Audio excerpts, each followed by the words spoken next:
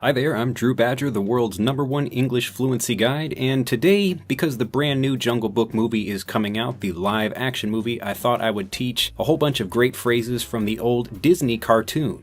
Many years ago, Disney created a different kind of cartoon, and this was more for adults, so there are a lot of great phrases, as well as jokes and other things that maybe kids will kind of laugh at, but usually they're more for adults. So I thought this was a great opportunity for you to learn 10 great conversational phrases from this older movie that are still fantastic for your conversations today. All 10 of these phrases are important, so I won't be teaching them in any order. They will be introduced in this video in the order that they appear in the actual movie. Also, I really want you to keep your ears open if you do decide to watch this movie if you haven't seen it already, so that way I won't tell you exactly where they appear in the movie either. If you're ready, let's begin. 1. So be it. So be it. When you say so be it, it just means, well, I guess that's fate. We have to accept it and there's nothing we can do. So that thing must be so. That's basically what the phrase is saying. You'll usually hear it in a situation where there's no control and there's nothing you can do, or you can just say, well, I guess that's fate. So if, there's a situation where there's a horrible disaster, like a volcano is about to explode and everyone in the town has to leave, and people are saying, no, we don't want to leave, but they're saying, well, we don't have a choice. Obviously, the volcano is going to erupt and kill everyone, so people in the town say, so be it. I guess we all have to leave. So be it. 2. There's no time to lose. There's no time to lose. You'll still hear this in lots of movies and in conversations as well, but in any situation where you have no time, we talk about losing time when you waste time. So time is always ticking away, tick, tick, tick, tick, and if you don't take advantage of that time, or you don't do something in time, then you lose that time. So there's no time to lose means that you have to do something very quickly. There's no time to lose. There's no time to lose. There's no time to lose, we better get going. There's no time to lose. 3. What have we here? What have we here? Now, this is the same thing as saying, what do we have? What do we have here? But it's just kind of changing it around to make it sound a bit more important, a bit more ominous. The word ominous just means something that's, oh no, like something terrible is going to happen. So as an example, let's say two kind of evil characters in a movie or some TV show are talking, and then they open a closet door and they find some good guy there that's been listening to them. So he's a spy, and one of the bad guys says, well, what have we here? What have we here? So this is a thing that bad guys or other important people will use in movies, and it's just saying, what do we have, but in a kind of more, making it sound more important kind of way. What have we here? What have we here? 4. Who do you think you are? Who do you think you are? Now you can hear this as who do you think you are, or who do they think they are, who does she or who does he think they are, but it's just asking like, that person seems to be doing something where they think they are more important than everyone else. So who does that person think he is, or who does she think she is? Something like that. As an example, maybe I'm like in a classroom and everyone else is being quiet, but I am sitting in the back of the classroom. I have my feet on the table and I am eating some pizza and listening to music, and I am just ignoring the teacher. So other students in the classroom will look at me and think, well, like, who does he think he is? Why is he sitting there and not paying attention to the teacher? That kind of thing. So anytime you're seeing a situation where one person is kind of getting better treatment, or they are expecting maybe something better than other people think they should be, you can use something, or you will hear this in a movie like that. Who do you think you are? 5. Why you? Why you little? Why you little? Now you can hear this in many different ways. It could be why you big something something, or why you little something something. This is used when you're angry at someone and you want to say like, why you little, horrible person, something like that. It's just something that you say at the beginning of a sentence or a phrase or something when you're about to say something like you want to get into a fight, or, you're just really angry at a person. So why you little asshole, I'm gonna say something like really bad and get angry at you, something like that. But you'll usually hear this in movies when, again, somebody is angry about someone or you're frustrated about that. Why you little Why, you little horrible person. You know, I want to say some bad curse words or whatever in this, but you can understand what I'm talking about. Why, you little, or why you big something, whatever that thing is. But when you hear it, the intonation is the thing you should be listening to. Why, you little, why, you little. 6. Keep it down. Keep it down. To keep it down is referring to keeping the volume down or the noise level. So you'll hear keep it down instead of be quiet often in movies and TV shows and even regular conversations.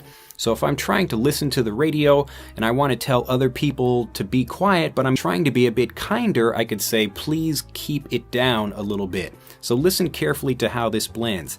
Keep it down, keep it down, keep it down. Keep it down. So please keep it down. My child is trying to sleep over here. Could you keep it down? I'm trying to listen to the news. 7. I'd like to have a word with you. I'd like to have a word with you. Now you can say, can I have a word with you? Or would I? Or may I be able to have a word with you? May I have a word with you is something you'll hear a lot. But to have a word with someone just means to speak with them about something. But usually it's because you're explaining to them something that's important. So you're beginning that trying to explain something to someone by saying, may I have a word with you? Or I'd like to have a word with you. 8. Now this is actually going to be two phrases that are connected. The first one is, that's going too far. That's going too far. And the second one is, that's gone far enough, or you've gone far enough. When you talk about going far, when you're in a situation where someone is doing something, it means they're doing more than they should be doing, or they're taking something to an extreme. So maybe someone says, hey Drew, like I think like maybe your shirt doesn't go with your tie. So they're trying to say maybe my fashion doesn't look very nice. But if they say, wow Drew, you're really ugly, I'd say, whoa, whoa, whoa, that's going too far. So that's saying, you know, it's going beyond what they should be saying if they want to be helpful to me. Maybe it's okay to say that my shirt doesn't match my tie, but that's going too far. So it's saying a little bit more than they should be saying if they're saying something, you know, more than that. That's going too far. Now, if you want to also talk about this in the same way, you can say, this has gone far enough. This has gone far enough.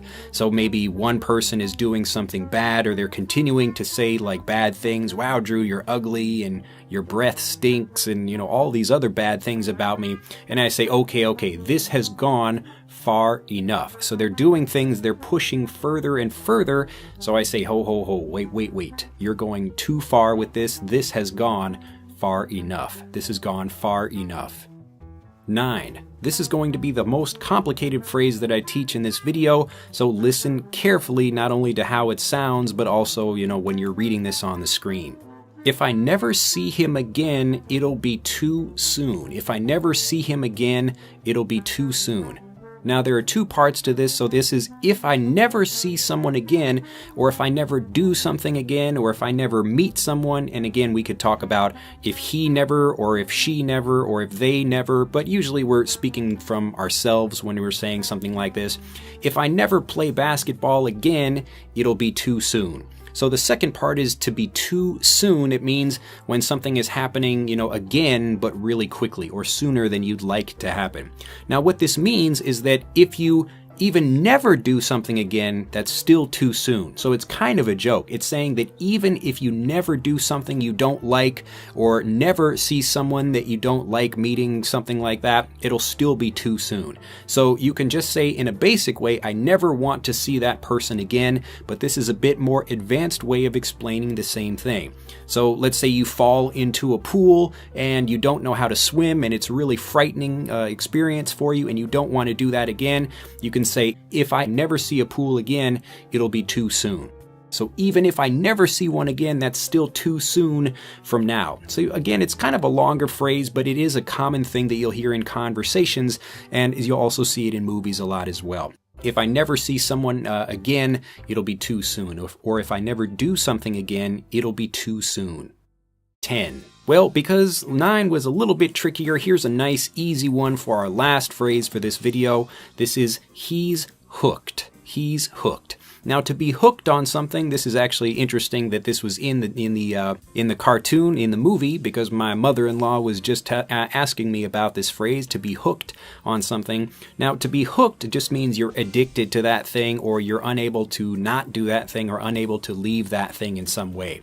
So a lot of people talk about being hooked on cigarettes, or, hooked on whatever, a video game, or hooked on something. It just means you're like a fish caught on a hook, so you are hooked by something. So wow, I'm really hooked on this new TV show. I've been watching The Walking Dead or something, and I'm really hooked on it. You can talk about this when you say you really like something. I'm really hooked on this new restaurant, something like that. So look for all of these phrases in the movie. I hope you try watching it again if you've not seen it already, and especially if you're thinking about improving with watching Disney movies, I do recommend a lot of the older movies, like this one, like the old Disney Robin Hood movie. It's just a completely different kind of movie than what Disney is producing nowadays for kids. Movies like Frozen and Cars and other things like that.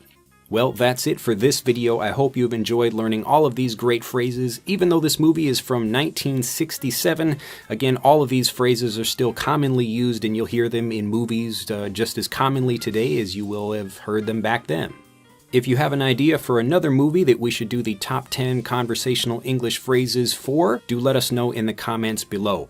Be sure to like this video, become a subscriber to the EnglishAnyone.com YouTube channel, share this video, and I will see you in the next one. Have a fantastic day. Bye-bye. To continue learning, click on the link in this video to download Speak English Naturally, our free guide to speaking and sounding like a native English speaker. The guide reveals the 3 most important kinds of conversational English you must learn if you want to sound native, and will help you experience instant improvement in your fluency and speaking confidence. To download your free guide on a mobile device, click on the link in the upper right of this video. To download your free guide from a computer, click on the link in the lower right of this video. I look forward to seeing you in the guide.